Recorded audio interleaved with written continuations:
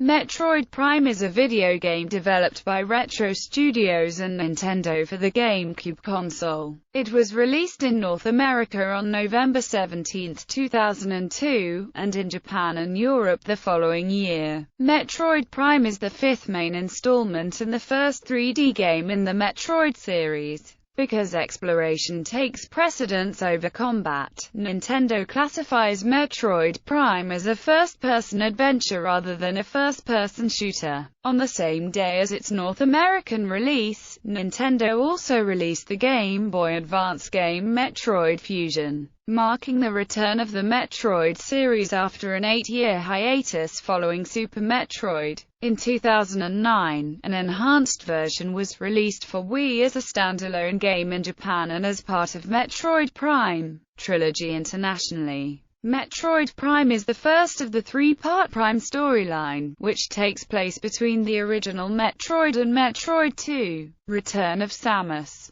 Like previous games in the series, Metroid Prime has a science fiction setting in which players control the bounty hunter Samus Aran. The story follows Samus as she battles the space pirates and the biological experiments on the planet Talon IV. The game was a collaboration between Retro's staff in Austin, Texas, and Japanese Nintendo employees, including producer Shigeru Miyamoto, who suggested the project after visiting Retro's headquarters in 2000. Despite initial backlash against the game's first-person perspective, the game garnered critical praise and commercial success, selling more than 1 million units in North America alone. It won a number of Game of the Year awards, and it is considered by many critics and gamers to be one of the greatest video games ever made, remaining one of the highest-rated games on Metacritic. Synopsis. Background and setting. Metroid Prime is the first of the three-part Prime storyline.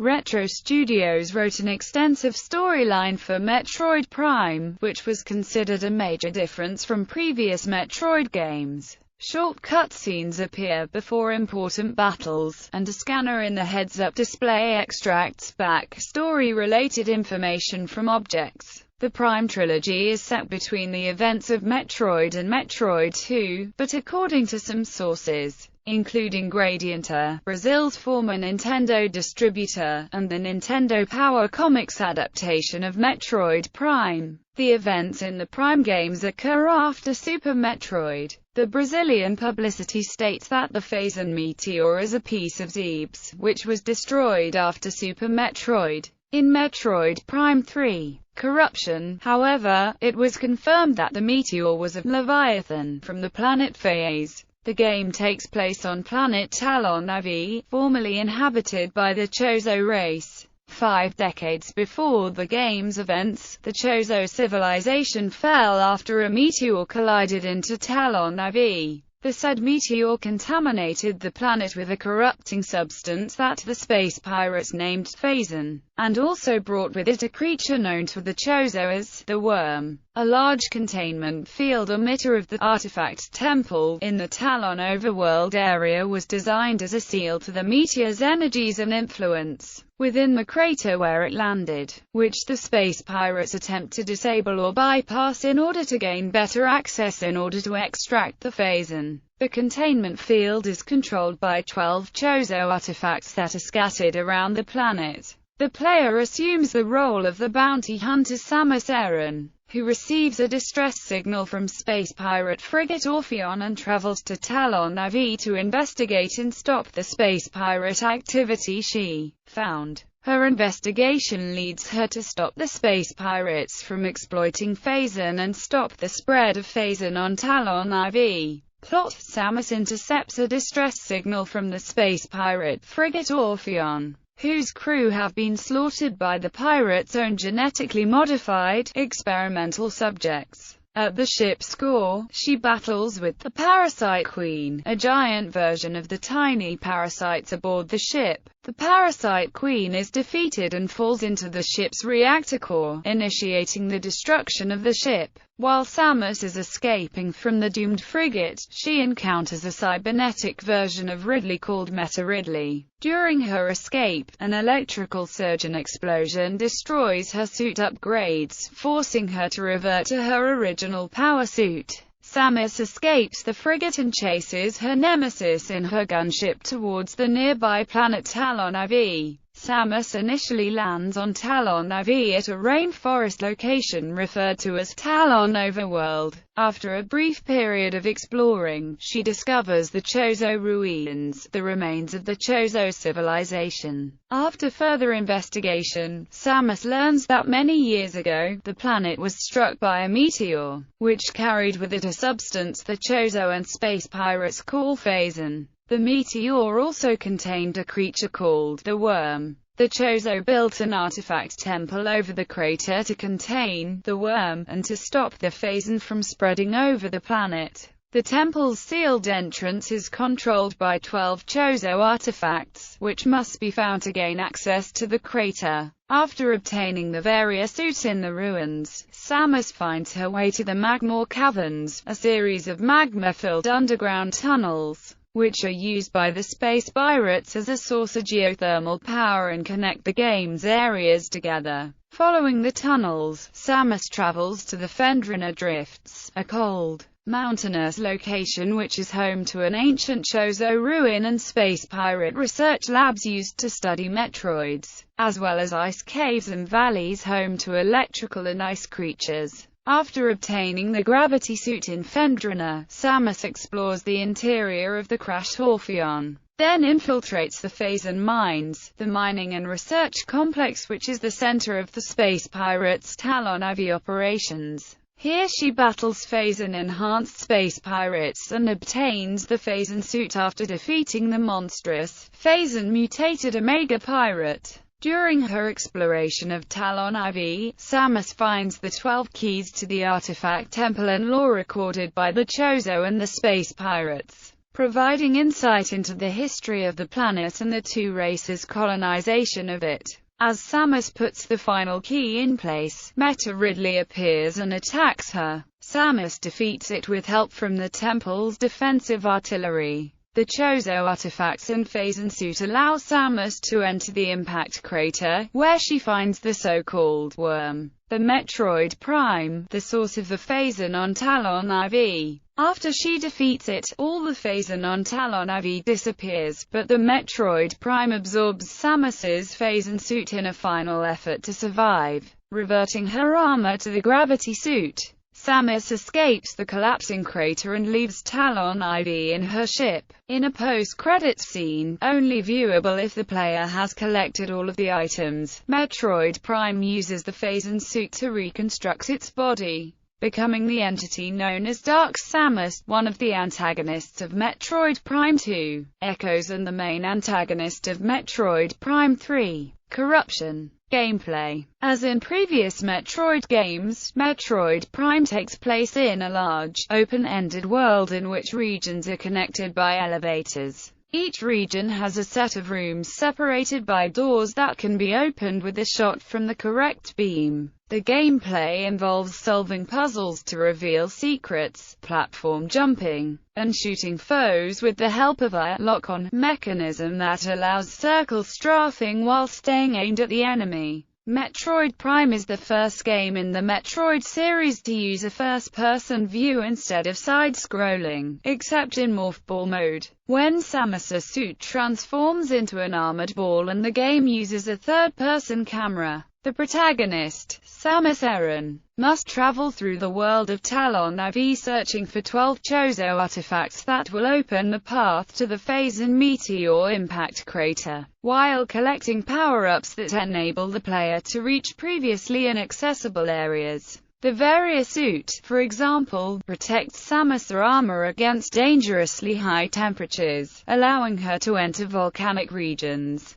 Some of the items are obtained after boss and mini-boss fights, which are encountered in all regions except magma caverns. Items must be collected in a specific order so that the player may progress. For example, players cannot access certain areas until they find a certain beam to open doors, or discover new ordnance with which to beat bosses. Like the rest of the series, players are incentivized to explore the open world to find upgrades such as ammunition packs and extra health. The heads-up display, which simulates the inside of Samus' helmet, features a radar display, a map, ammunition for missiles, a health meter, a danger meter for negotiating hazardous landscape or materials, and a health bar and name display for bosses. The display can be altered by exchanging visors. One uses thermal imaging, another has X-ray vision, and another features a scanner that searches for enemy weaknesses and interfaces with mechanisms such as force fields and elevators.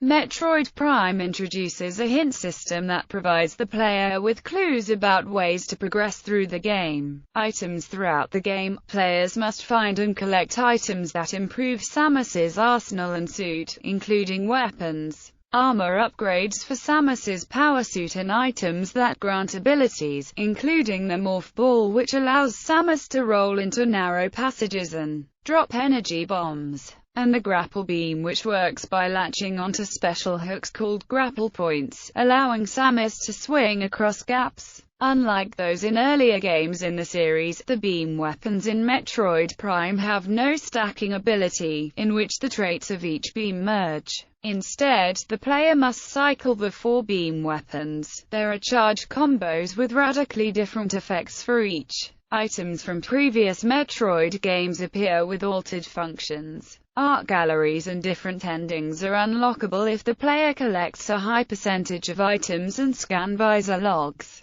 Prime is one of the first Metroid games to address the reason Samus does not start with power-ups acquired in previous games. She begins the game with some upgrades, including the Varia suit, missiles and grapple beam, but they are lost during an explosion on the space pirate frigate Orpheon. The producers stated that starting with some power-ups was a way to give the player different things to do, and to learn the functions of these items before settling into the core gameplay. Players can gain 2 features by connecting Prime with Metroid Fusion using a Nintendo GameCube, Game Boy Advance link cable, use of the Fusion suit that Samus wears in Fusion, and the ability to play the original Metroid. Development. After Super Metroid, fans of the series eagerly awaited a sequel. It was allegedly due for release for the Nintendo 64, but while the game was mentioned several times, it never entered production. Producer Shigeru Miyamoto said this was because Nintendo couldn't come out with any concrete ideas.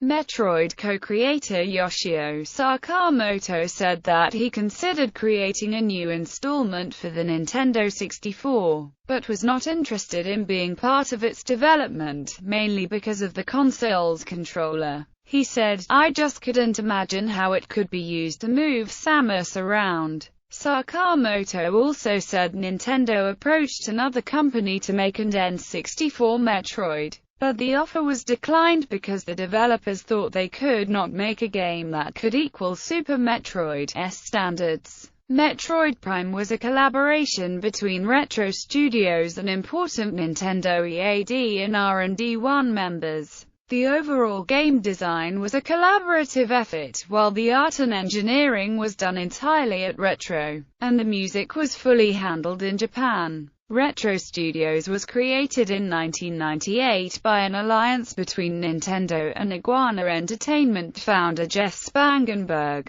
The studio would create games for the forthcoming Nintendo GameCube targeted at a mature demographic. After establishing its offices in Austin, Texas in 1999, Retro started working on 4 different GameCube projects. When producer Shigeru Miyamoto visited Retro in 2000, he suggested the development of a new Metroid game after seeing the prototype of a first-person shooter engine they created. In 2000 and early 2001, 3 games in development at Retro were cancelled, and in July 2001, an RPG called Raven Blade was terminated, leaving Prime as the only game in development there. During the last 9 months of development, Retro's staff worked 80 to 100-hour weeks to reach the deadline imposed by Nintendo. We didn't want to make just another first-person shooter. Making a first-person shooter would have been a cheap and easy way to go,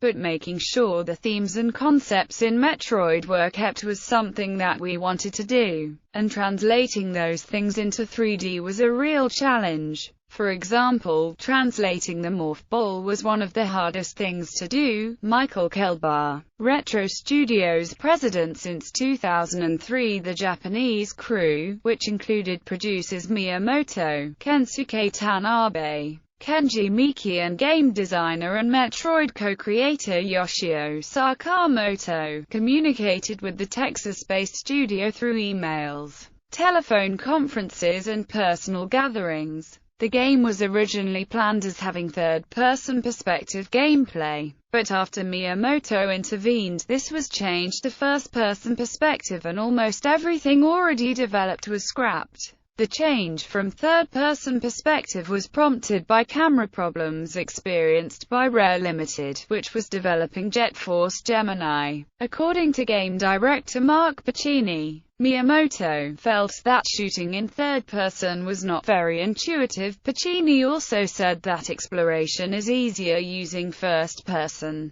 Pacini said that after picking that perspective, the crew decided not to make a traditional first-person shooter. He said, "We weren't trying to fit in that genre. We had to break down the stereotypes of what a first-person game is and make a fun Metroid game." Pacini stated that Retro tried to design the game so that the only difficult parts would be boss battles and players would not be afraid to explore, because the challenge of the game was finding your way around. Senior designer Mike Wicken also said that the focus on exploration led the development team to spend much time making the platform jumping approachable to the player, and to ensure the resulting gameplay had shooting as a very important, though secondary, consideration. Retro Studios developed the storyline of Metroid Prime under the supervision of Yoshio Sakamoto, who verified that the plot ideas were consistent with the lore of the series' earlier games.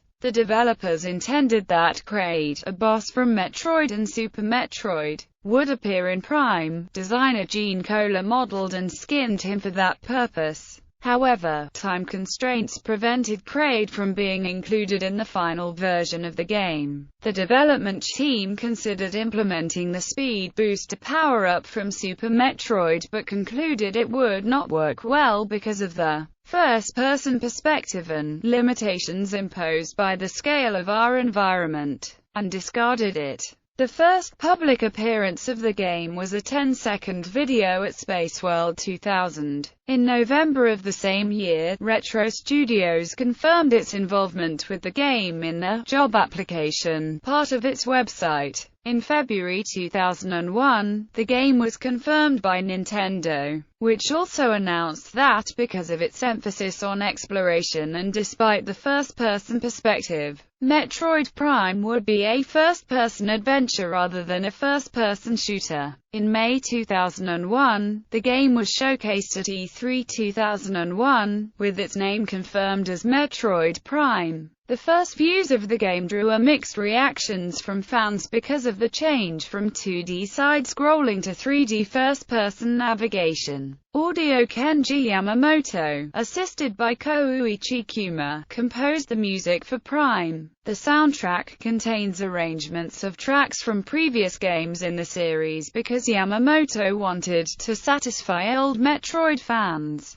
"It's like a present for them," he said. The initial Talon Overworld theme is a reinterpretation of Metroid's Bryn Star theme. The music heard in Magmoor Caverns is a new version of the music from Super Metroid's Lower Norfair area, and the music heard during the fight with Meta Ridley is a fast-paced reimagining of the Ridley boss music first featured in Super Metroid, which has reappeared in most Metroid games since. Tommy Tallarico Studios initially provided sound effects for the game, but Shigeru Miyamoto thought they were not yet good enough for an extended presentation at Space World 2001. The game supports Dolby Pro Logic 2 setups and can be played in surround sound. The official soundtrack to the game was released on an album called Metroid Prime and Fusion Original Soundtracks, which was published by Saturn on June 18,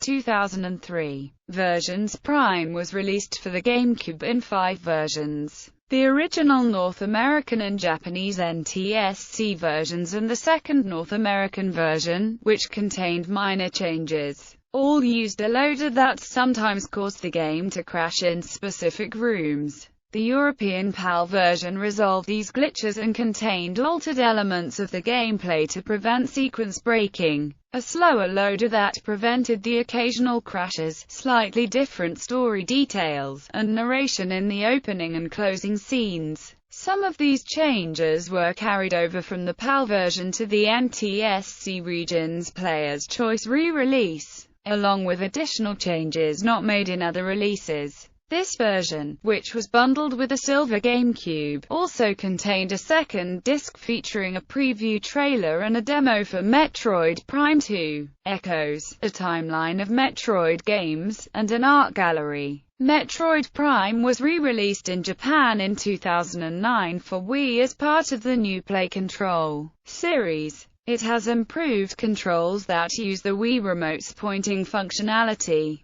The credit system from Metroid Prime 3. Corruption is also included to unlock the original bonus content and the ability to take snapshots of gameplay. Internationally, the Wii version was released in Metroid Prime Trilogy, a single-disc compilation containing Prime, Echoes, and Corruption for Wii. On January 29, 2015, the compilation became available for download from the Wii U's Nintendo eShop.